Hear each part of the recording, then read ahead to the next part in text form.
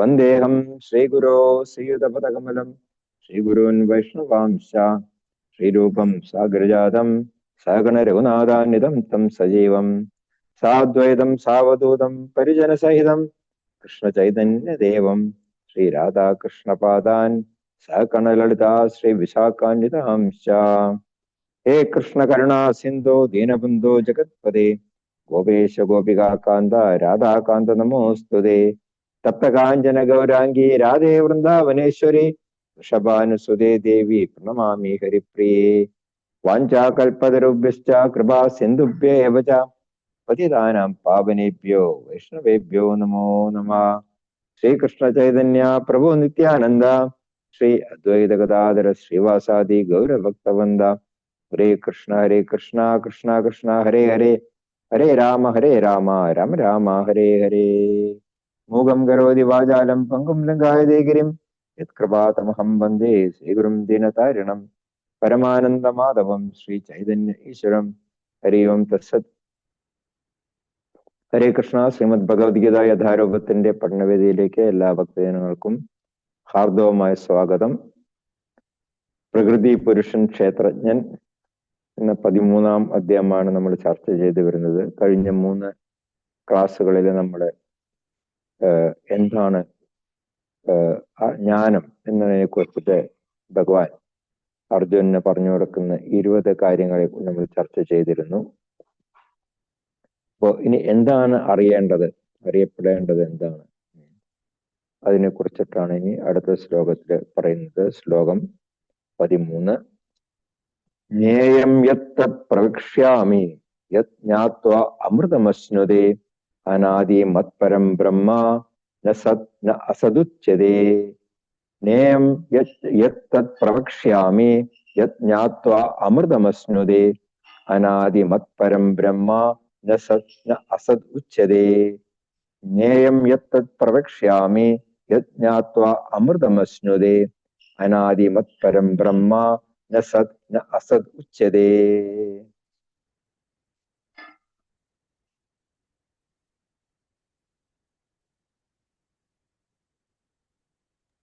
വായിക്കുന്നുണ്ടോ? ഭഗവതേ വാസുദേവായ. ജ്ഞേയം യത് പ്രവിശ്യാമി യജ്ഞാതമൃതമശ്നുതേ അനാദി മത്പരം ബ്രഹ്മ ന സത്വാ ന സദുച്യതേ. കൃഷ്ണ. ഹരേ കൃഷ്ണ. പ്രഭോ നമോ ഭഗവതേ വാസുദേവായ. ജ്ഞേയം തത് പ്രവിശ്യാമി യജ്ഞാത്വാമൃതമശ്നുതേ അനാദി മത്പരം ബ്രഹ്മ ന സത് ന അസാധ്യമുച്യതേ. ഹരേ കൃഷ്ണ. ഹരേ കൃഷ്ണ. ജ്ഞേയം യത് പ്രവിശ്യാമി ജ്ഞാത്വാമൃതമശ്നുതേ അനാദിമത്പരം ബ്രഹ്മ ന സത്വാ ന സത്തുച്യതേ. ഹരേ കൃഷ്ണ.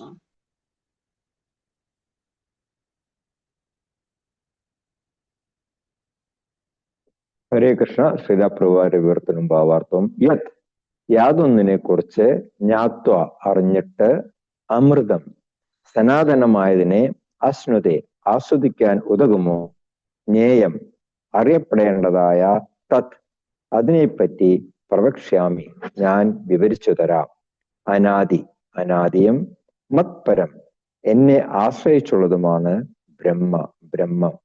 ന സത് ന അസത് ഉച്യതേ ഭൗതിക ലോകത്തിലെ കാര്യകാരണങ്ങൾക്ക് അതീതമാണ് അത്. യാതൊന്നിനെ കുറിച്ച് അറിഞ്ഞിട്ട് സനാതനമായതിനെ ആസ്വദിക്കാൻ ഉതകുമോ. അറിയപ്പെടേണ്ടതായ അതിനെപ്പറ്റി ഞാൻ വിവരിച്ചു തരാം. അനാദിയും എന്നെ ആശ്രയിച്ചുള്ളതുമാണ് ബ്രഹ്മം. ഭൗതിക ലോകത്തിലെ കാര്യകാരണങ്ങൾക്ക് അതീതമാണ് അത്. ഭൗതിക ലോകത്തിലെ കാര്യകാരണങ്ങൾക്ക് അതീതമാണ് അത് എന്ന് പറയുമ്പോൾ തന്നെ നമുക്ക് അതിൽ നിന്ന് മനസ്സിലാക്കാനായിട്ട് സാധിക്കും അത് ഈ ഭൗതിക ലോകവുമായിട്ട് ബന്ധപ്പെട്ടുള്ളതല്ല, അത് അതീന്ദ്രിയമായിട്ടുള്ള എന്തുമാണ്. കഴിഞ്ഞ ശ്ലോകങ്ങളിൽ ഭഗവാൻ കർമ്മക്ഷേത്രത്തെയും അതുപോലെ ക്ഷേത്രജ്ഞനെയും കുറിച്ചിട്ട് പ്രതിപാദിച്ചിട്ടുണ്ടായിരുന്നു. എങ്ങനെയാണ് ക്ഷേത്രജ്ഞനെ അറിയേണ്ടത് എന്നുള്ളതിനെ പറ്റിയിട്ട് വിവരിച്ചിരുന്നു.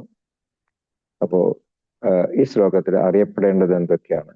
ആദ്യമായിട്ട് ജീവാത്മാവിനെയും പിന്നീട് പരമാത്മാവിനെയും കുറിച്ചിട്ട് വിവരിക്കുന്നുണ്ട്. ക്ഷേത്രജ്ഞരായിട്ടുള്ള ഈ 2 പേര്, ക്ഷേത്രജ്ഞർ എന്ന് പറയുമ്പോൾ ഇവർ രണ്ടുപേരും ഒരേ ദേഹത്തിൽ തന്നെയാണ് അവർ വസിക്കുന്നത്. നമ്മളുടെ ഭൗതിക ശരീരത്തിലാണ് ഈ ക്ഷേത്രജ്ഞന്മാർ രണ്ടുപേരും വസിക്കുന്നത്. അപ്പോ അതില് ഒന്ന് ജീവാത്മാവ്, പിന്നെ ഒന്ന് പരമാത്മാവ്. അപ്പോ ഇതിനെ കുറിച്ചിട്ട് അറിയുന്നവർക്ക് എന്താണ് ഇവിടെ പറയുന്നത്? ഭഗവാൻ അമൃതം അസ്മൃതി, അവർക്ക് അമൃതം നുകരാം. അമൃതം നുകരാം എന്നാണ് അമൃതം കുടിക്കാം എന്നല്ല. അമൃതം, മൃതം എന്ന് പറഞ്ഞിട്ടുണ്ടെങ്കിൽ മരണം ഉള്ളൊരവസ്ഥ. അമൃതം എന്ന് പറഞ്ഞാൽ മരണം ഇല്ലാത്തൊരവസ്ഥ. മരണമില്ലാത്ത അവസ്ഥ എന്ന് പറയുമ്പോൾ അപ്പൊ നമ്മൾ മരിക്കില്ല എന്നാണോ അതിനർത്ഥം? അതല്ല. നമുക്ക് ഇനി വീണ്ടും ഈ ജനിമൃതികള് ഉള്ളൊരു ശരീരം നമുക്ക് സ്വീകരിക്കേണ്ടി വരില്ല എന്നുള്ളതാണ് അവിടെ പറയുന്നത്. അപ്പോ ജ്ഞേയം യത്തത് പ്രവക്ഷ്യാമി ജ്ഞാത്വ അമൃതം അസ്മൃതി. സാധാരണ ജനങ്ങൾക്ക് ഈ അമൃതം എന്താ പറഞ്ഞാൽ അതിനെപ്പറ്റി അവർക്ക് അറിഞ്ഞൂടാ. അവർ കുടിക്കുന്ന എന്തോ ഒരു വസ്തു ആണ് എന്നുള്ളതാണ് അവരെല്ലാം ധരിക്കുന്നത്. അപ്പൊ അതുകൊണ്ട് തന്നെയാണ് ഈ അവരെല്ലാവരും ഈ ഭൗതിക ലോകത്തിൽ കഷ്ടപ്പെട്ടുകൊണ്ടിരിക്കുന്നത്. അപ്പോ നമുക്ക് ആ മരണമില്ലാത്തൊരവസ്ഥയിലേക്ക് എത്തണം എന്ന് പറഞ്ഞിട്ടുണ്ടെങ്കിൽ നമ്മൾ വീണ്ടും ഈ ഒരു ഭൗതിക ശരീരം സ്വീകരിക്കാനായിട്ടുള്ള ഇടവരരുത്. അപ്പോൾ ജീവിതത്തിന്റെ ലക്ഷ്യം അത് എങ്ങനെയാണ്, എന്താണ് ജീവിതത്തിന്റെ ലക്ഷ്യം, എങ്ങനെയാണ് നമുക്ക് ആ ലക്ഷ്യത്തിൽ എത്തിച്ചേരാനായിട്ട് സാധിക്കുക? പിന്നെ ആദ്യമായി നമ്മൾ മനസ്സിലാക്കേണ്ടത് ജീവാത്മാവ് ശാശ്വതനാണ് എന്നുള്ള വസ്തുതയാണ്. ജീവാത്മാവ് ശാശ്വതനാണ് എന്നുണ്ടെങ്കിൽ നമ്മൾ എന്തുകൊണ്ട് മരിക്കുന്നു?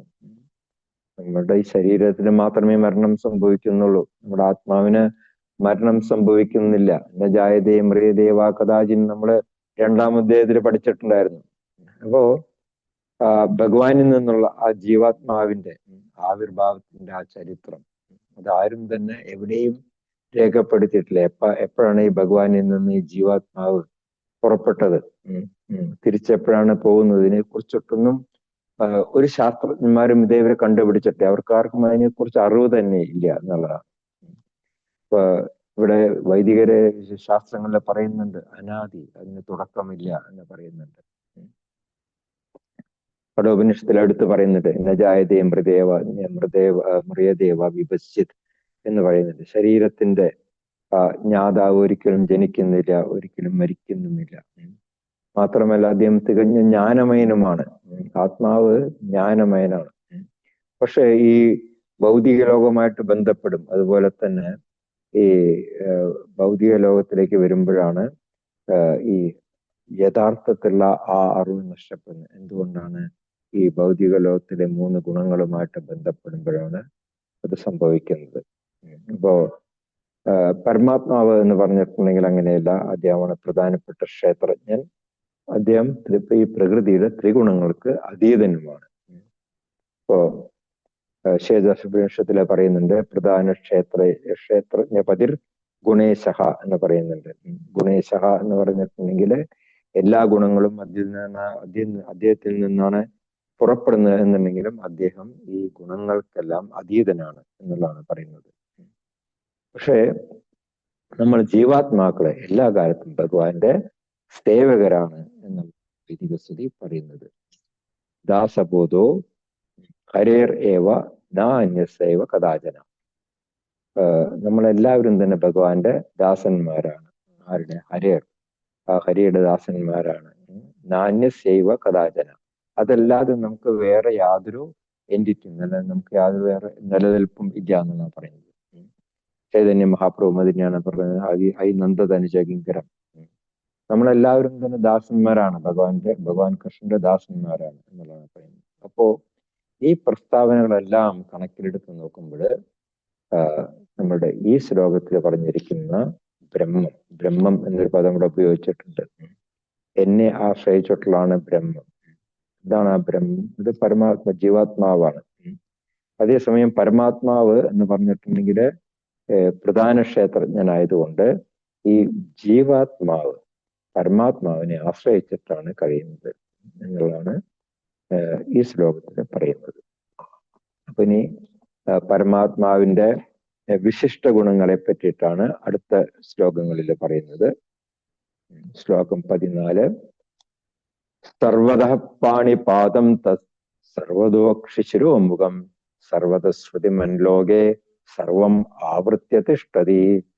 സർവത പാണിപാദം തത് സർവതോ അക്ഷിശിരോമുഖം സർവത ശ്രുതിമൻലോകേ സർവം ആവൃത്യ തിഷ്ഠതി. സർവത പാണിപാദം തത് സർവതോ അക്ഷിശിരോമുഖം സർവത ശ്രുതിമൻലോകേ സർവം ആവൃത്യ തിഷ്ഠതി. ഓം നമോ ഭഗവതേ വാസുദേവായ. ശ്ലോകം 14. സർവദാ പാണിപാദം തത് സർവതോക്ഷിശിരോമുഖം സർവദാ ശ്രുതിമല്ലോകേ സർവമാവൃതതിഷ്ഠതി. ഹരേ കൃഷ്ണ. ഹരേ കൃഷ്ണ. ഓം നമോ ഭഗവതേ വാസുദേവായ. സർവദാ പാണിപാദം തൽസർവദോഷിശിരോമുഖം സർവദാ ശ്രുതിമല്ലോകേ സർവമാവൃത്യ തിഷ്ഠതി. ഹരേ കൃഷ്ണ. ഹരേ കൃഷ്ണ. സർവദാ പാണിപാദം തത്സർവതോ അക്ഷിശിരോമുഖം സർവദാ ശ്രുതിമല്ലോകേ സർവമാവൃത്യ തിഷ്ഠതി. ഹരേ കൃഷ്ണ. ഹരേ കൃഷ്ണ. സർവദാ പാണിപാദം തത് സർവതോ ശിശിരോമുഖം സർവദാ ശ്രുതിമല്ലോകേ സർവമാവൃത സൃഷ്ടിതി. ഹരേ കൃഷ്ണ.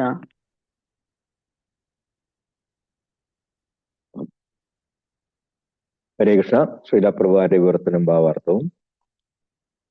പാണിപാദം കൈകാലുകളും, അക്ഷിശിരോമുഖം തലകളും മുഖങ്ങളും നേത്രങ്ങളും, ശ്രുതിമത് ചെവികളും, സർവതഃ എല്ലായിടത്തും വ്യാപിപ്പിച്ചുകൊണ്ട് തത് പരമാത്മാവ് സർവം ആവൃത്യ സർവവ്യാപിയായി തിഷ്ഠതി സ്ഥിതി ചെയ്യുന്നു. കൈകാലുകളും തലകളും മുഖങ്ങളും നേത്രങ്ങളും ചെവികളും എല്ലായിടത്തും വ്യാപിപ്പിച്ചുകൊണ്ട് പരമാത്മാവ് സർവവ്യാപിയായി സ്ഥിതി ചെയ്യുന്നു. കഴിഞ്ഞ ശ്ലോകത്തിൽ പറഞ്ഞിരുന്നു അനാദിമത് പരം ബ്രഹ്മ, ആദിയില്ലാത്തതും എന്നെ ആശ്രയിച്ചിരിക്കുന്നതുമാണ് ബ്രഹ്മം. അപ്പോ ആ ബ്രഹ്മം ജീവാത്മാവാണ്. പക്ഷെ അതിനും ഉപരിയായിട്ടുള്ള പരമാത്മാവ് പരബ്രഹ്മം. ആ പരബ്രഹ്മത്തിന്റെ പ്രത്യേകത അതാണ് ഇവിടെ പറയുന്നത്. സർവത പാണിപാദം തത്. ബ്രഹ്മത്തിന് കൈകളും കാലുകളും എല്ലായിടത്തുമുണ്ട്. പരബ്രഹ്മത്തിന്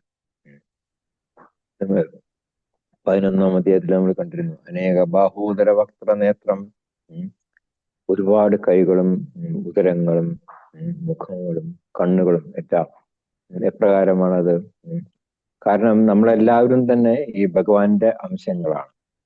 നമുക്കെല്ലാം കൈകളും കാലുകളും ഉണ്ട്. ഭഗവാൻ സകല ജീവജാലങ്ങളെയും ഉൾക്കൊള്ളുന്നുണ്ട് എന്ന് ഭഗവാൻ പറഞ്ഞിരുന്നു 11-ാം അധ്യായത്തിൽ തന്നെ.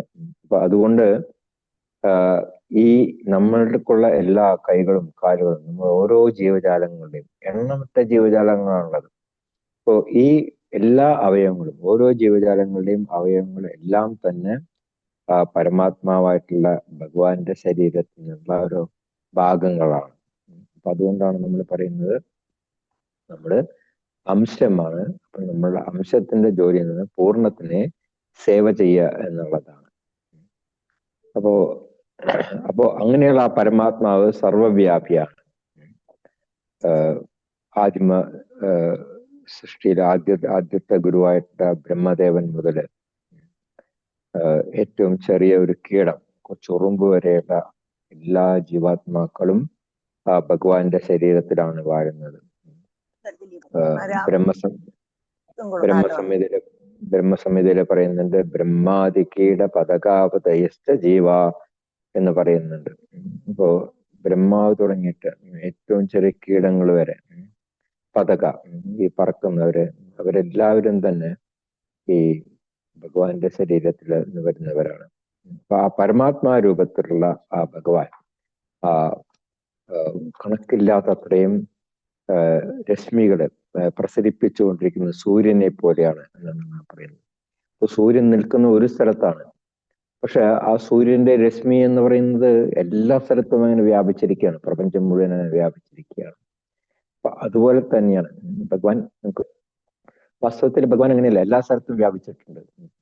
അപ്പോ ആ ഭഗവാനെ സേവിക്കാൻ വേണ്ടിയിട്ടാണ് നമുക്ക് ഈ കൈകളും കാലുകളും എല്ലാം തന്നെ പ്രദാനം ചെയ്തിരിക്കുന്നത്. ശ്രീലപ്രഭുവാർ പറയുന്നു നിർഭാഗ്യവശാല് നാം നമ്മുടെ കൈകളും കാലുകളും എല്ലാം തന്നെ മറ്റുള്ള ജോലികൾക്ക് വേണ്ടിയിട്ടാണ് നമ്മൾ ഉപയോഗിക്കുന്നത്, അല്ലാതെ കൃഷ്ണ സേവനത്തിന് വേണ്ടിയിട്ടല്ല നമ്മൾ ഉപയോഗിക്കുന്നത് എന്ന് ശ്രീല പ്രഭുപാദർ പറയുന്നുണ്ട്. ഇതിനെയാണ് ശ്രീല പ്രഭുപാദർ മായ എന്ന് വിശേഷിപ്പിച്ചിരിക്കുന്നത്. നമ്മള് വാസ്തവത്തില് നമ്മളുടെ ഓരോ ഭൗതികമായിട്ടുള്ള കാര്യങ്ങൾക്ക് വേണ്ടി ഉപയോഗിക്കുന്ന നമ്മളുടെ കൈകളും കാലുകളും, നമ്മൾ അവകാശപ്പെടുന്ന ഈ കൈകളും കാലുകളും അതിൻ്റെ എല്ലാം യഥാർത്ഥത്തിലുള്ള ഉടമസ്ഥൻ ഭഗവാൻ കൃഷ്ണനാണ്. അത് നാം മനസ്സിലാക്കണം. അതാണ് യഥാർത്ഥത്തിലുള്ള ജ്ഞാനം എന്നാണ് ഭാവാർത്ഥത്തിൽ പറഞ്ഞിരിക്കുന്നത്. കൃഷ്ണന്റെ മറ്റൊരു പേരാണ് ഋഷികേശൻ. നമ്മളിത് പലപ്പോഴും പറഞ്ഞിട്ടുള്ളതാണ്. ഋഷികേശൻ എന്ന് പറഞ്ഞ ഭഗവാന്റെ ഒരു പേരാണ്. ഋഷിക എന്ന് പറഞ്ഞിട്ടുണ്ടെങ്കിൽ ഇന്ദ്രിയങ്ങൾ, ഋഷികേശൻ എന്ന് പറഞ്ഞിട്ടുണ്ടെങ്കിൽ ഇന്ദ്രിയങ്ങളുടെ നാഥൻ. അപ്പോ ഇന്ദ്രിയങ്ങളുടെ നാഥനായിട്ടുള്ള ആ ഋഷികേശനെ സേവിക്കുക എന്നുള്ളതാണ് നമ്മളുടെ ഓരോ അവയവങ്ങൾക്കൊണ്ട് നമ്മൾ ചെയ്യേണ്ട കാര്യം. ഈ ഭഗവത്ഗീതയുടെ തുടക്കത്തിൽ നമ്മൾ കണ്ടിരുന്നു, അർജുനൻ ചിന്തിച്ചിരുന്നത് എന്റെ കൈകളും കാലുകളും ഞാൻ എന്റെ സ്വന്തം ജനങ്ങളെ സംരക്ഷിക്കാൻ വേണ്ടിയിട്ട് ഉപയോഗിക്കും എന്നാണ് പറഞ്ഞിരുന്നത്. അപ്പൊ അതുകൊണ്ടാണ് അർജുനൻ ആ യുദ്ധം ചെയ്യാനായിട്ട് വിമുഖത പ്രകടിപ്പിച്ചിരുന്നത്. അർജുനൻ പറഞ്ഞു, ഇന്ന യോത്സേ, ഞാൻ യുദ്ധം ചെയ്യില്ല എന്ന് പറഞ്ഞു. എന്നും പറഞ്ഞുകൊണ്ട് വെറുതെ പറയാൻ മാത്രമല്ല, ഉക്താതോഷണിയും ബഹുവഹ, അതും പറഞ്ഞുകൊണ്ട് ആ അമ്പും വില്ലും എല്ലാം അദ്ദേഹം രഥത്തിന്റെ തട്ടത്തിൽ വെക്കുകയും ചെയ്തു. അപ്പൊ ഇതിനെയാണ് അജ്ഞത എന്ന് പറയുന്നത്.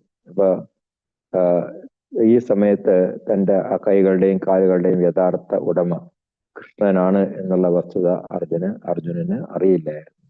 പക്ഷെ ആ ഭഗവാന്റെ തിരുമുഖത്ത് നിന്ന് ഭഗവത്ഗീത ശ്രവിച്ചതിന് ശേഷം അർജുനന് മനസ്സിലായി, എന്താണ് ഇത്രയും കാലം ഈ കൈകളും കാലുകളും എന്റേതാണ് എന്നാണ് ഞാൻ ധരിച്ചിരുന്നത്. പക്ഷെ ഇപ്പോൾ എനിക്ക് മനസ്സിലായി ഇതെല്ലാം തന്നെ ഭഗവാൻ കൃഷ്ണന്റേതാണ്. അതുകൊണ്ട് ഞാനത് കൃഷ്ണന്റെ സേവനത്തിന് വേണ്ടി ഉപയോഗിക്കണം എന്നുള്ളത് അർജുനന് മനസ്സിലായി. അങ്ങനെ അർജുനൻ കൃഷ്ണനോട് പറഞ്ഞു, കൃഷ്ണ, അങ്ങ് പറയുന്ന പോലെ ഞാൻ ചെയ്യാം, കരിഷ്യേ വചനം തവ എന്ന് പറഞ്ഞു. അപ്പോ ഇതാണ് യഥാർത്ഥത്തിലുള്ള അറിവ്. എന്താണ് അറിവ്?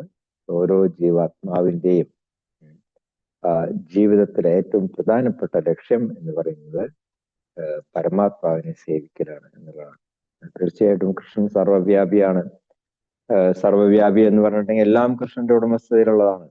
അതുകൊണ്ടാണ് ഇപ്പൊ രാജാവ് ഒരു രാജ്യത്തിന്റെ തലപ്പത്തിരിക്കുന്നത് പോലെ തന്നെ ഭഗവാൻ സർവ്വവ്യാപിയാവുമ്പോൾ എല്ലാം തന്നെ ഭഗവാന്റെ ഉടമസ്ഥതയിലുള്ളതാണ്. പക്ഷെ നമ്മള് ഈശോപനിഷത്തിൽ പറഞ്ഞ നമ്മളെല്ലാം ചോരന്മാരാണ്. നമ്മളതെല്ലാം എടുത്തിട്ട് നമ്മുടെ സ്വാർത്ഥ താല്പര്യങ്ങൾക്ക് വേണ്ടി ഉപയോഗിച്ചിട്ട് നമ്മളുടെ എന്ന് അവകാശപ്പെടും. നമ്മൾ ഭഗവാനോട്ട് കൊടുക്കൂല, ഭഗവാനോട്ട് നന്ദി പറയൂല.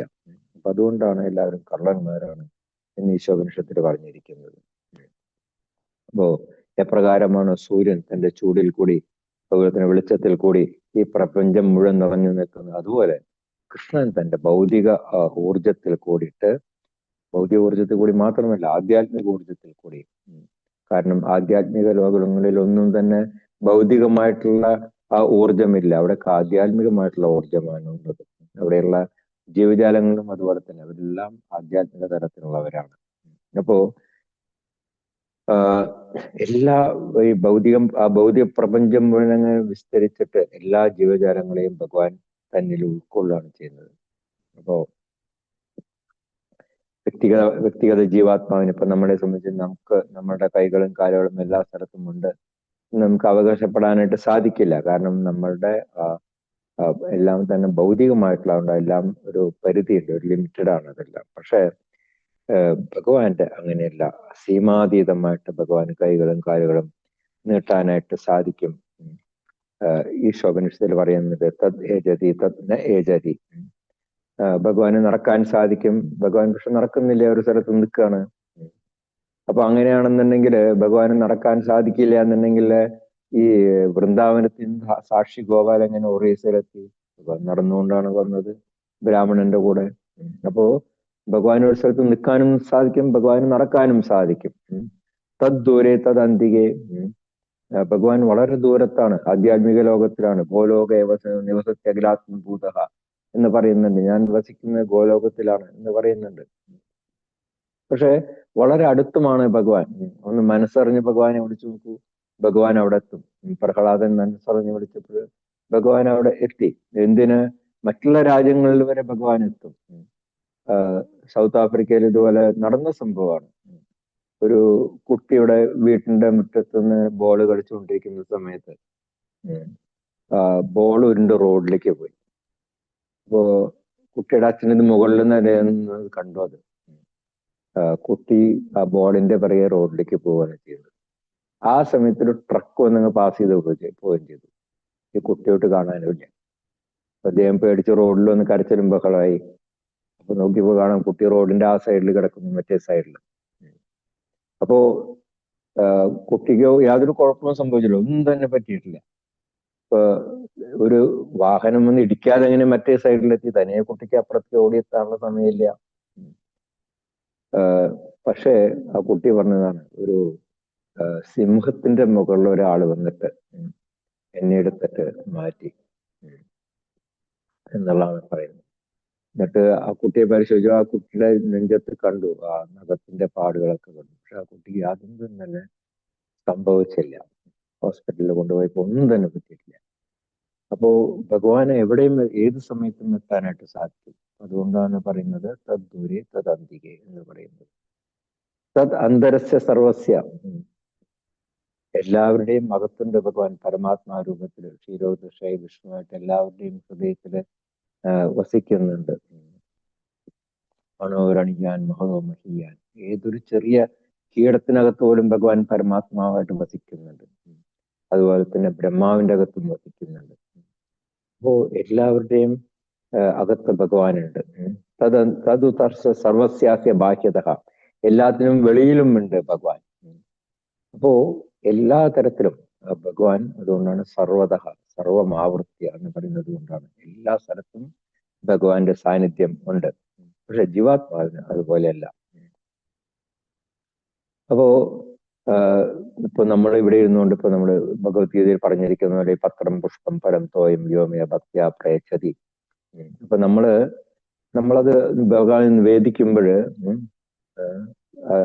തദഹം ഉപാഹൃതം, ഞാനത് സ്വീകരിക്കുന്നു എന്നാണ് പറയുന്നത്. അപ്പൊ ഇത്രയും ദൂരെ ഇരിക്കുന്ന ഭഗവാൻ അത് സ്വീകരിക്കണം എന്നുണ്ടെങ്കിൽ ഭഗവാന്റെ കൈകൾക്ക് അത്രയും നീളമുള്ളത് കൊണ്ടാണ്. അത് മാത്രമല്ല, ഭഗവാന്റെ ഓരോ അവയവങ്ങൾക്കും മറ്റുള്ള എല്ലാ അവയവങ്ങളുടെയും പ്രവൃത്തികൾ ചെയ്യാനായിട്ടും സാധിക്കും എന്ന് ബ്രഹ്മസംഹിതയിൽ പറയുന്നത്. അംഗാനി യസ്യ സകലേന്ദ്രിയ വൃത്തിമന്തി എന്നും പറയുന്നുണ്ട്. അപ്പൊ ഭഗവാൻ കണ്ണുകൊണ്ട് പോലും ഭക്ഷിക്കാനായിട്ട് സാധിക്കും. അപ്പോ ഇത്രയും മഹത്തരമാണ് ആ പരമാത്മാവായിട്ടുള്ള ഭഗവാന്റെ ഓരോ കാര്യങ്ങളും. അപ്പോ ഭൂമിയില് വളരെ ദൂരെ തന്റെ സ്വധാമത്തിൽ ഇരുന്നുകൊണ്ട് തന്നെ ഭഗവാൻ ഇതെല്ലാം തന്നെ അവിടെ നിന്ന് കൺട്രോൾ ചെയ്യുന്നുണ്ട്. എല്ലാ ഭക്തന്മാരുടെയും പ്രാർത്ഥന കേൾക്കുന്നുണ്ട്. എവിടേക്ക് എത്തണം അവിടേക്ക് എത്തുന്നും ഉണ്ട്. ഗജേന്ദ്രൻ പൊയ്കയിൽ നിന്ന് നാരായണ അഖിലകുലോ ഭഗവൻ നമസ്തേ എന്ന് പറഞ്ഞ ഒരു പൂവെടുത്ത് മുകളിലേക്ക് കാണിച്ചതേ ഉള്ളൂ. ഭഗവാൻ ഉടനെ അവിടെ എത്തി, അല്ലെ? അപ്പോ ഭഗവാൻ എവിടെ വേണമെങ്കിലും എത്താനായിട്ട് സാധിക്കും. അപ്പോ അതുകൊണ്ടാണ് ഈ ശ്ലോകത്തിൽ ഇത്രയും വ്യക്തമായിട്ട് ഭഗവാൻ തന്നെ ഇതെല്ലാം പറയുന്നത്. ശ്ലോകം 15 കൂടുതൽ പരമാത്മാവിന്റെ വിശേഷങ്ങളെ കുറിച്ചിട്ടാണ് പറയുന്നത്. സർവേന്ദ്രിയ ഗുണാഭാസം സർവേന്ദ്രിയ വിവർജിതം അസക്തം സർവദുശ്ചൈവ നിർഗുണം ഗുണഭോക്തൃ.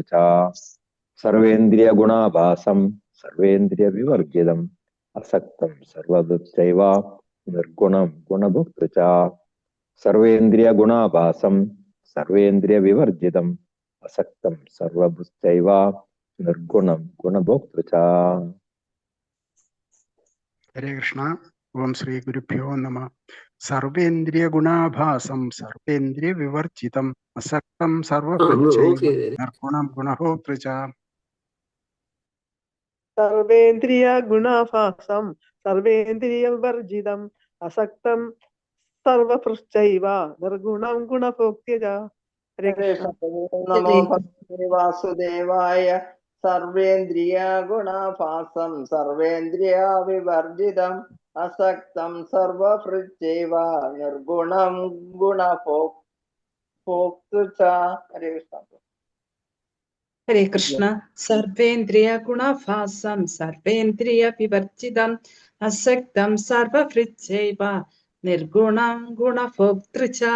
ഹരേ കൃഷ്ണ. ഹരേ കൃഷ്ണ. സർവേന്ദ്രിയ ഗുണാഭാസം സർവേന്ദ്രിയ വിവർജിതം അസക്തം സർവഭൃത്യൈവ നിർഗുണം ഗുണഭോക്തൃ ച. ഹരേ കൃഷ്ണ. ഹരേ കൃഷ്ണ. ഓം നമോ ഭഗവതേ വാസുദേവായ. സർവേന്ദ്രിയ ഗുണാഭാസം സർവേന്ദ്രിയ വിവർജിതം അസക്തം സർവഭക്തൈവ നിർഗുണം ഗുണഭോക്തൃ ച. ഹരേ കൃഷ്ണ.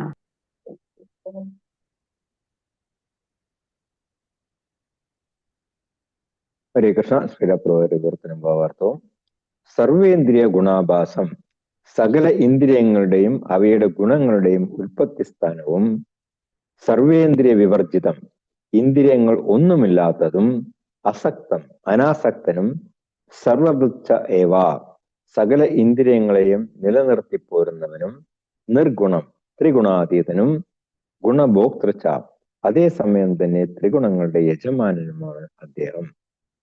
സകല ഇന്ദ്രിയങ്ങളുടെയും അവയുടെ ഗുണങ്ങളുടെയും ഉൽപ്പത്തി സ്ഥാനവും ഇന്ദ്രിയങ്ങൾ ഒന്നുമില്ലാത്തതും അനാസക്തനും സകല ഇന്ദ്രിയങ്ങളെയും നിലനിർത്തിപ്പോരുന്നവനും ത്രിഗുണാതീതനും അതേസമയം തന്നെ ത്രിഗുണങ്ങളുടെ യജമാനനുമാണ് അദ്ദേഹം. അപ്പോ ജീവാത്മാക്കളുടെ ഓരോ ഇന്ദ്രിയങ്ങളുടെയും ഉദ്ഭവസ്ഥാനം ഭഗവാൻ ആണ് എന്നുണ്ടെങ്കിലും അവർക്കുള്ളതുപോലുള്ള ഭൗതികമായിട്ടുള്ള ഇന്ദ്രിയങ്ങളല്ല പരമപുരുഷനായിട്ടുള്ള ഭഗവാനുള്ളത്. വാസ്തവത്തില് ജീവാത്മാക്കൾക്കും ആത്മീയമായിട്ടുള്ള ഇന്ദ്രിയങ്ങളുണ്ട്. പക്ഷെ ആ ഭൗതിക പ്രകൃതിയിലെ ഗുണങ്ങളുമായിട്ട് ബന്ധപ്പെട്ടിട്ട് ആ ബദ്ധമായിട്ടുള്ള ജീവിതത്തില്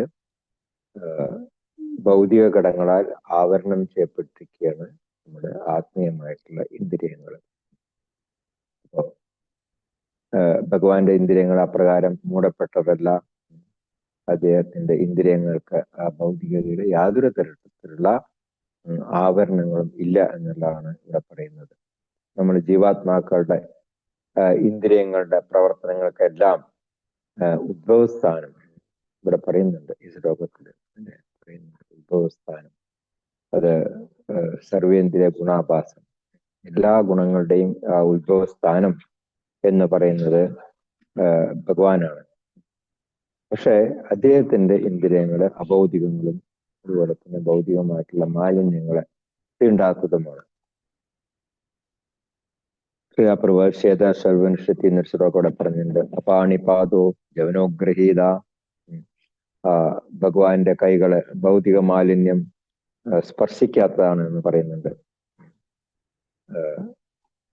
പക്ഷെ നമ്മൾ ഭക്തിപൂർവ്വം എന്ത് തന്നെ അദ്ദേഹത്തിന് സമർപ്പിച്ചാലും അദ്ദേഹം പിന്നെ ഈ വക യാതൊരു കണ്ടീഷനും നോക്കില്ല. ഭൗതിക മാലിന്യം ഇപ്പൊ നമ്മളെല്ലാം തന്നെ ഭൗതികമായിട്ടുള്ള മാലിന്യങ്ങൾ നമ്മളെല്ലാവരും ഉണ്ട്. അപ്പോ ഈ ഭൗതികമായിട്ടുള്ള മാലിന്യങ്ങളുള്ള ഒരു വ്യക്തിയാണോ എനിക്കിത് സമർപ്പിക്കുന്നതെന്നൊന്നും ഭഗവാൻ തന്നെ നോക്കുന്നില്ല.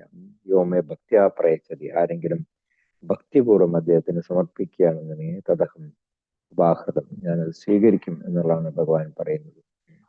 അപ്പൊ ഇതാണ് ഈ ബദ്ധ ജീവാത്മാക്കളും ഭഗവാനും തമ്മിലുള്ള ആ വ്യത്യാസം. നമ്മള് വെറുതെ അങ്ങനെ നോക്കുമ്പോൾ തോന്നും അദ്ദേഹത്തിനും കണ്ണുകളുണ്ട് നമുക്കും കണ്ണുകളുണ്ട്, അതുപോലെ തന്നെ അദ്ദേഹത്തിനും കൈകളുണ്ട് നമുക്കും കൈകളുണ്ട്, അദ്ദേഹത്തിനും കാലുകളുണ്ട് നമുക്കും കാലുകളുണ്ട്. അപ്പൊ നമ്മളും ഭഗവാനും തമ്മിൽ എന്താ വ്യത്യാസം? പക്ഷെ വ്യത്യാസമുണ്ട്. നമുക്ക് നമ്മുടെ മുന്നിലുള്ള സാധനങ്ങൾ തന്നെ കാണാനായിട്ട് പലപ്പോഴും സാധിക്കില്ല. ഇപ്പൊ രാത്രി സമയത്ത് നമ്മള് ഒരു മുറിക്കകത്ത് ഇരിക്കുകയാണ്, പെട്ടെന്ന് കറണ്ട് പോവുകയാണെന്നുണ്ടെങ്കിൽ നമ്മുടെ തൊട്ട് മുൻപിലിരിക്കുന്ന ഒരു വസ്തു പോലും നമുക്ക് കാണാനായിട്ട് സാധിക്കില്ല. മൊബൈല് ലൈറ്റൊക്കെ തെളിച്ച് നോക്കേണ്ടി വരും അല്ലെ. പക്ഷെ ഭഗവാന്റെ കണ്ണുകൾ എന്ന് പറഞ്ഞിട്ടുണ്ടെങ്കിൽ അത് ഭൗതികമൊന്നുമല്ല. ഭഗവാൻ എല്ലായിടത്തും ഏത് സമയത്തും ഉള്ളത്. നമുക്കിപ്പോ സൂര്യൻ അസ്തമിച്ചു കഴിഞ്ഞിട്ടുണ്ടെങ്കിൽ നമുക്ക് രാത്രിയായി. പക്ഷെ ആധ്യാത്മിക ലോകത്തിൽ അങ്ങനെ സൂര്യൻ അസ്തമിക്കുന്നില്ല. അവിടെ എപ്പോഴും വെളിച്ചമാണ്. അവിടെ രാത്രിയും പകൽ എന്നുള്ള ഒരു വ്യത്യാസം തന്നെയില്ല. അപ്പോ അതുകൊണ്ട് തന്നെ ആ ഭഗവാന് കഴിഞ്ഞതും അതുപോലെ തന്നെ ഇപ്പൊ സംഭവിച്ചുകൊണ്ടിരിക്കുന്നതും ഇനി ഭാവിയിൽ സംഭവിക്കാൻ പോകുന്ന കാര്യങ്ങളും എല്ലാം തന്നെ ഭഗവാന് വളരെ നന്നായിട്ട് അറിയാം. അർജുനന് ഗീത പറഞ്ഞു കൊടുക്കുമ്പോൾ ഭഗവാൻ പറഞ്ഞിരുന്നു എന്തൊക്കെയാണ് സംഭവിക്കാൻ പോകുന്നത്, ഈ യുദ്ധത്തിന്റെ പരിണാമം എന്തായിരിക്കും, അതെല്ലാം ഞാൻ നിനക്ക് ഇപ്പൊ തന്നെ കാണിച്ചു തരാം, നീ കണ്ടോ, അതിനുശേഷം നിന്നെ യുദ്ധം ചെയ്തു എന്ന് ഭഗവാൻ പറയണ്ടായിരുന്നു. അപ്പോ ശ്രീല പ്രഭുവായ ഭാവാർത്ഥത്തിൽ പറഞ്ഞു തത്വത്തില് ഭഗവാനെ അറിയുന്നവരായിട്ട് ആരും തന്നെ ഇല്ല എന്ന് പറയുന്നുണ്ട്. ഭഗവാനെ തത്വത്തില് അറിഞ്ഞു കഴിഞ്ഞിട്ടുണ്ടെങ്കിൽ അവർക്ക് വളരെ എളുപ്പത്തില് പരമോന്നതമായിട്ടുള്ള ആ ഗോലോക വൃന്ദാവനത്തിൽ എത്തിച്ചേരാനായിട്ട് സാധിക്കും. അതിന് ഭക്തിയുത സേവനം അനുഷ്ഠിക്കാൻ മാത്രമേ വേണ്ടൂ എന്നാണ് ശ്രീല പ്രഭുവാർ പറയുന്നത്. നമ്മൾ 18-ാം അധ്യായത്തിൽ നമ്മളത് പറയുന്നുണ്ട്. അത് ഭക്തിയ മാം അഭിജാനാദി യവാൻ യശ്ചാസ്മി തത്വതഃ എന്ന് പറയുന്നുണ്ട്. ഭക്തിയുത സേവനത്തിൽ കൂടെ മാത്രമേ മാം അഭിജാനാദി, എന്നെ അറിയാനായിട്ട്, ഞാനാണ് പരമദിവ്യോത്തമ പുരുഷൻ എന്നുള്ള ആ സത്യം അറിയാനായിട്ട് സാധിക്കുകയുള്ളൂ എന്ന് പറയുന്നുണ്ട്. അപ്പൊ അങ്ങനെ ആ അറിവ് നേടിക്കഴിഞ്ഞാലോ വിശദീകൃതനന്തരം നമുക്ക് ഭഗവാന്റെ ധാമത്തില് പ്രവേശിക്കാനായിട്ട് സാധിക്കും എന്ന് പറയുന്നുണ്ട്. അപ്പോ ഭഗവാൻ പരമാത്മാ രൂപത്തിൽ ജീവികളുടെ ഹൃദയത്തിൽ വസിച്ചിട്ട് അവര് മുൻപ് ചെയ്തതും ഇപ്പൊ ചെയ്തുകൊണ്ടിരിക്കുന്നതും ഇനി ഭാവിയിൽ സംഭവിക്കാൻ പോകുന്നതുമായിട്ടുള്ള എല്ലാ വസ്തുതകളും അദ്ദേഹത്തിന് അറിയാം. പക്ഷേ അദ്ദേഹത്തിനെ അറിയുന്നവര് വളരെ വിരളമാണ് എന്ന് ശ്രീല പ്രഭുവാര് പറയുന്നു. ഭഗവാന് നമ്മുടേതുപോലുള്ള കാലുകള് ഇല്ല, പക്ഷെ അദ്ദേഹത്തിന്റെ കാലുകള് ആധ്യാത്മികമാണ്. അദ്ദേഹത്തിന്റെ ഓരോ അംഗങ്ങളും ആധ്യാത്മികമായിട്ടുള്ള അംഗങ്ങളാണ്. അപ്പോ അതുകൊണ്ട് തന്നെ അദ്ദേഹത്തിന് ഇപ്പോ അന്തരീക്ഷത്തിൽ കൂടെ നടക്കാനായിട്ട് സാധിക്കും. നമുക്ക് സാധിക്കില്ല അത്. കാരണം എന്താണ്, നമ്മുടെ കാലുകൾ ഭൗതികമായിട്ടുള്ള കാലുകളാണ്. പക്ഷെ ഭഗവാന്റെ കാലുകൾ അങ്ങനെയല്ല, ആധ്യാത്മികമാണ്. അതുകൊണ്ട് തന്നെ അദ്ദേഹത്തിന് അന്തരീക്ഷത്തിൽ കൂടെ നടക്കാനായിട്ട് സാധിക്കും. അത് മാത്രമല്ല, തന്റെ അന്തരംഗ ശക്തി കൊണ്ട് ഭഗവാൻ തന്റെ സ്വന്തം രൂപത്തിൽ തന്നെയാണ് എല്ലാ സ്ഥലത്തും ഭഗവാൻ പ്രത്യക്ഷനാകുന്നത്. നിങ്ങൾ 4-ാം അധ്യായത്തിൽ നമ്മൾ പഠിച്ചിരുന്നു. അജോപിസൻ നവ്യാത്മാ ഭൂതാനാം ഈശ്വരോപിസൻ പ്രകൃതിം സ്വാം അധിഷ്ഠായ സംഭവാമി ആത്മമായയ എന്ന് നമ്മൾ പഠിച്ചിരുന്നു. ആത്മമായയ, ഞാൻ എൻ്റെ തന്നെ ആ ആധ്യാത്മികമായിട്ടുള്ള ശക്തി കൊണ്ടാണ് സംഭവാമി, ഞാൻ എല്ലാ സ്ഥലത്തും അവതരിക്കുന്നത് എന്ന് ഭഗവാൻ പറഞ്ഞിരുന്നു. അപ്പോ അദ്ദേഹം സച്ചിദാനന്ദനാണ്. ഈശ്വര പരമകൃഷ്ണ സച്ചിദാനന്ദ വിഗ്രഹ അനാദിരാതിർ ഗോവിന്ദ സർവകാരണ കാരണം. അപ്പോ അദ്ദേഹത്തിന്റെ ആ പ്രത്യേക ഗുണങ്ങൾ എന്ന് പറയുന്നത് വിഷ്ണു പുരാണത്തിൽ പറയുന്നുണ്ട്. എന്തുകൊണ്ടാണ് ഭഗവാൻ എന്ന് അദ്ദേഹത്തിനെ പറയുന്നത്? അദ്ദേഹത്തിന് ആ 6 ഐശ്വര്യങ്ങൾ എന്തൊക്കെയാണ്? അത് ഐശ്വര്യസ്യ സമഗ്രസ്യ വീര്യസ്യ യശഃശ്രേയ ജ്ഞാനം വൈരാഗ്യോശ്ചൈവ ഷണ്ണൻ ഭഗ ഇതിങ്കണ എന്ന് പറയുന്നുണ്ട്. എല്ലാ ഐശ്വര്യങ്ങളും, എല്ലാ ശക്തിയും, അതുപോലെ തന്നെ എല്ലാ അറിവും, അതുപോലെ തന്നെ എല്ലാ വൈരാഗ്യവും. അറിവുണ്ട്, അതുപോലെ തന്നെ വൈരാഗ്യവും ഉണ്ട്. പിന്നെ സമഗ്രസ്യ, ഇത് പൂർണ്ണമായിട്ടുണ്ടെന്നാണ് പറയുന്നത് അദ്ദേഹത്തിന്. യശസ്, ശ്രീ, സമ്പത്ത്, ഇതെല്ലാം തന്നെ അദ്ദേഹത്തിൽ പൂർണ്ണമായിട്ടുമുണ്ട്. പലർക്കും ഏതെങ്കിലും ഒരു വസ്തു മാത്രം ഉണ്ടാവും, ചിലർക്ക് നല്ല ശക്തി ഉണ്ടാവും, പക്ഷെ അവർക്ക് ബുദ്ധി ഉണ്ടാവില്ല. ഈ ഗുസ്തിക്കൊക്കെ പോകുന്നവര് അവർക്ക് നല്ല ശക്തിമാന്മാരാവരും, പക്ഷെ അവർക്ക് ബുദ്ധി ഉണ്ടാവില്ല. ചിലർക്ക് ധാരാളം ധനം ഉണ്ടാവും, പക്ഷെ അതെങ്ങനെയാണ് ഉപയോഗിക്കേണ്ടത് എന്നുള്ള അറിവ് അവർക്ക് ഉണ്ടാവില്ല. ചിലർക്ക് ഒട്ടും തന്നെ ധനം ഉണ്ടാവില്ല, പക്ഷെ അവര് ഭക്തിയില് അഗ്രഗണ്യന്മാരായിരിക്കും. ഇതിന് മഹാപുരുഷ പോലെ വെച്ച ശ്രീധർ അദ്ദേഹത്തിന്റെ ചോർന്നൊലിക്കുന്ന കുടിൽ, ഒരു പൊട്ടിയ മൺപാത്രത്തിലാണ് അദ്ദേഹം വെള്ളം പോലും കുടിച്ചിരുന്നത്. പക്ഷെ അദ്ദേഹത്തില് ഭഗവാനോട്ടുള്ള ആ ഭക്തി നിറഞ്ഞിരുന്നിരുന്നു. ചൈതന്യ മഹാപ്രഭു പോയിട്ട് അതേ ആ പൊട്ടിയ മൺകലത്തിൽ നിന്ന് തന്നെ ചൈതന്യ മഹാപ്രഭു എടുത്ത് വെള്ളം കുടിച്ചു. അദ്ദേഹം ജീവിച്ചിരുന്നതന്നെ ഈ വാഴ തട വിറ്റിട്ട്, വാഴപ്പിണ്ടി, അതുപോലെ തന്നെ വാഴയില, അതൊക്കെ വിറ്റിട്ട്, പക്ഷെ അങ്ങനെ കിട്ടുന്നതിന്റെ പകുതി പോലും അദ്ദേഹം ഗംഗാപൂജയ്ക്ക് വേണ്ടിയിട്ട് ചെലവഴിച്ചിരുന്നു എന്നാണ് പറയുന്നത്. അപ്പോ അവർ നിർധനരായിരിക്കും, പക്ഷെ എന്നിരുന്നാലും അവർ ഭക്തിയിൽ മുൻവശത്തായിരിക്കും. അപ്പോ ഓരോരുത്തർക്കും ഓരോരോ ഗുണങ്ങളായിരിക്കും. പക്ഷെ ഭഗവാൻ ഇതെല്ലാം നിറഞ്ഞു നിൽക്കുന്നുണ്ട്. അതുകൊണ്ടാണ് അദ്ദേഹത്തിന് സർവലോക മഹേശ്വരൻ എന്ന് പറയുന്നത്. പിന്നെ അദ്ദേഹം സകല ജീവജാലങ്ങളുടെയും സംരക്ഷകനാണ്. പിന്നെ എല്ലാ ഓരോ ജീവജാലങ്ങളുടെയും പ്രവർത്തനങ്ങളുടെ സാക്ഷിയാണ്. അതുപോലെ തന്നെ എല്ലാവരുടെയും വാസസ്ഥലവും അദ്ദേഹമാണ് ഇവിടെ പറയുന്നുണ്ട്. നമ്മള് ഭഗവാൻ എല്ലാവരുടെയും ഉറ്റമിത്രവുമാണ്. നമ്മള് 9-ാം അധ്യായത്തിൽ പഠിച്ചിരുന്നു. ഗതിരപ്പെടുത്ത പ്രഭു സാക്ഷി നിവാസ ശരണം സുഹൃത്ത്, എല്ലാവരുടെയും ആശ്രയസ്ഥാനം, എല്ലാവരുടെയും സുഹൃത്ത്, ഇതെല്ലാം തന്നെ ഭഗവാനാണ്. അപ്പൊ അദ്ദേഹം ഇന്ദ്രിയാതീതനാണ്. അദ്ദേഹത്തിന് എല്ലാ അവയവങ്ങളും ഉണ്ട്. പക്ഷെ നമുക്ക് അദൃശ്യങ്ങളാണ്. കാരണം നമ്മുടെ ഇന്ദ്രിയങ്ങൾ ഭൗതികങ്ങളും അതുപോലെ തന്നെ മാലിന്യങ്ങളും നിറഞ്ഞതും ആയതുകൊണ്ട് ഭഗവാൻ നമ്മുടെ തൊട്ട് മുമ്പിലുണ്ടെങ്കിൽ പോലും നമുക്ക് ഭഗവാനെ മനസ്സിലാക്കാനായിട്ട് സാധിക്കുന്നില്ല. അതുകൊണ്ട് നമ്മൾ എന്ത് ചെയ്യണം? ഭക്തിയുത സേവനം അനുഷ്ഠിക്കണം. ഭക്തിയുത സേവനത്തിൽ കൂടെ മാത്രമേ നമുക്ക് ഭഗവാനെ മനസ്സിലാക്കാനായിട്ട് സാധിക്കുള്ളൂ. ഭക്തിയാമാം അഭിജാനാദി.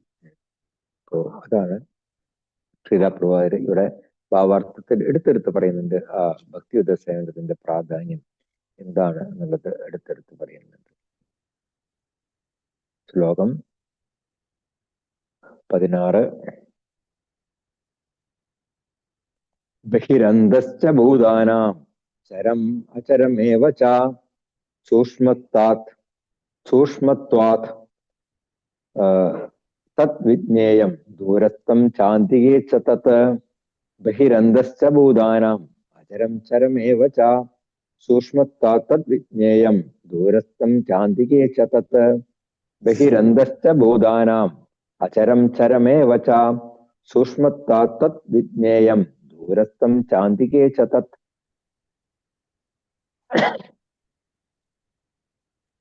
ഹരേ കൃഷ്ണ. ബഹിരന്തശ്ച ഭൂതാനാം അചരം ചരമേവ ച സൂക്ഷ്മത്വം അവിജ്ഞേയം ദൂരസ്ഥം ചാന്തിക ച തത്. ഹരേ കൃഷ്ണ. ഹരേ കൃഷ്ണ. ബഹിരന്തശ്ച ഭൂതാനാം അചരം ചരമേവ ച സൂക്ഷ്മതത്വത് വിജ്ഞേയം ദൂരസ്ഥം ചാന്തികേ ച തത്. ഹരേ കൃഷ്ണ. ഹരേ കൃഷ്ണ.